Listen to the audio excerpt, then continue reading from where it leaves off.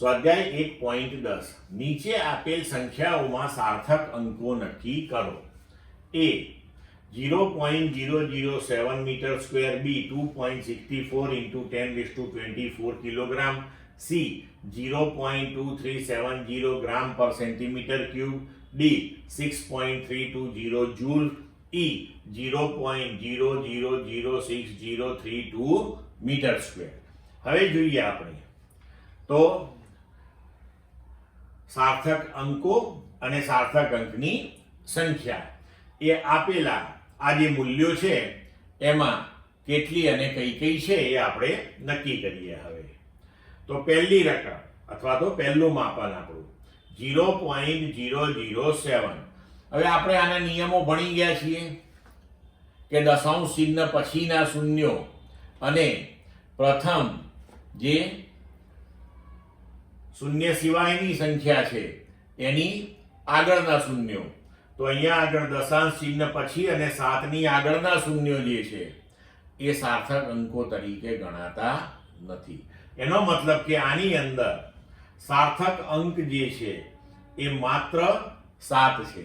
એટલે કે સાર્થક અંકની સંખ્યા જે થઈ એ માત્ર 1 થઈ. B 2.64 into 10⁻24 kilogram.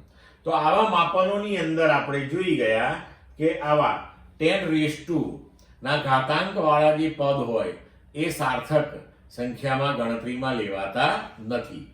એનો મતલબ કે અહીંયા આગળ સાર્થક અંક જે છે એ 2, 4 અને 6 છે. તો કુલ સાર્થક અંકની સંખ્યા 1, 2 અને 3 એ રીતે આપણે 3 લીધી. હવે 0.2370 ગ્રામ પર સેન્ટીમીટર ક્યુબ. તો આપણે નિયમોમાં જોઈ ગયા છીએ કે દશાંશ ચિહ્ન વાળા માપનની અંદર જે અંતિમ 0 આવતા હોય એને પણ આપણે સાર્થક અંક તરીકે ગણતરીમાં લેવા પડે છે. એટલે કે અહીંયા 2, 3, 7 અને 0 એ બધા જ સાર્થક અંકો થશે. તો 1, 2, 3 અને 4 સાર્થક અંકની સંખ્યા થઈ ગઈ 4.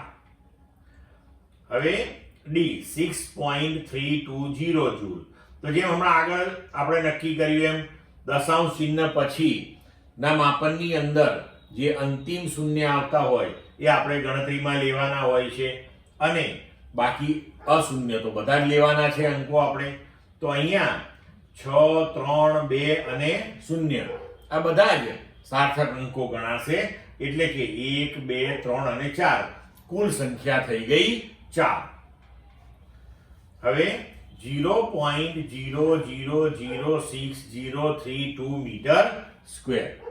તો અહીંયા આપણે જાણીએ છીએ કે દશાંશ ચિહ્ન પછી તરતના શૂન્યો જે છે અને પ્રથમ અશૂન્ય અંકની આગળના એ આપણે ગણતરીમાં લેવાના નથી.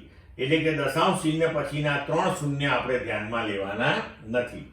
મતલબ કે 6, 0, 3, 2. હવે આ 0 જે છે 6 પછીનો એ બે અશૂન્યની વચ્ચે છે તો એને પણ આપણે ગણતરીમાં લેવાનો હોય છે. નિયમોમાં આપણે જોઈ ગયા છીએ.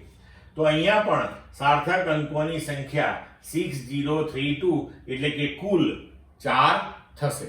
ક્લિયર મિત્રો?